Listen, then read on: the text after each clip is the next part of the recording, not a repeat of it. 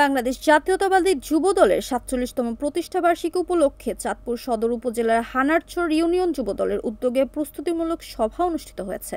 শনিবার ২৫ অক্টোবর বিকেল ৪টায় হরিণা বাজার দলীয় কার্যালয়ে আয়োজিত এই সভায় প্রধান অতিথির বক্তব্য রাখেন সদর উপজেলা যুবদলের যুগ্ম আহ্বায়ক মোহাম্মদ মোবারক হোসেন বাবু। সভায় সভাপতিত্ব করেন ইউনিয়ন যুবদলের সভাপতি মোহাম্মদ বিল্লাল হোসেন গাজী এবং সভা পরিচালনা করেন সিনিয়র যুগ্ম আহ্বায়ক মোহাম্মদ দেলোয়ার হোসেন ব্যাপারী। অন্যান্যদের মধ্যে বক্তব্য রাখেন ইউনিয়ন যুবদলের যুগ্ম আহ্বায়ক মোহাম্মদ সৈয়দ হাওলাদার, মোহাম্মদ আলমগীর হোসেন ও জাহাঙ্গীর ব্যাপারী প্রমুখ। সভায় বক্তারা বলেন, আগামী ২৭ অক্টোবর যুবদলের প্রতিষ্ঠাবার্ষিকী সফলভাবে উদযাপন করতে সকল নেতাকর্মীকে ঐক্যবদ্ধভাবে কাজ করতে হবে। দলীয় আদর্শে অনুপ্রাণিত হয়ে গণতন্ত্র পুনরুদ্ধারে আন্দোলন যুবদলকে অগ্রণী ভূমিকা রাখতে হবে।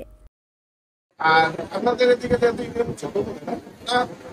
আমরা আমাদের থানার তরফ থেকে যতটুকু পারি সহযোগিতা করবো এবং আপনারা যারা যুগ্ম আহ্বায়ক আছেন ওয়ার্ডের প্রত্যেকটা ওয়ার্ডের সহযোগিতা করবেন। আর সবাই সবার মতো করে একটু সামনে আমাদের ইলেকশন, আর একজনকে আরেকজনের প্রতি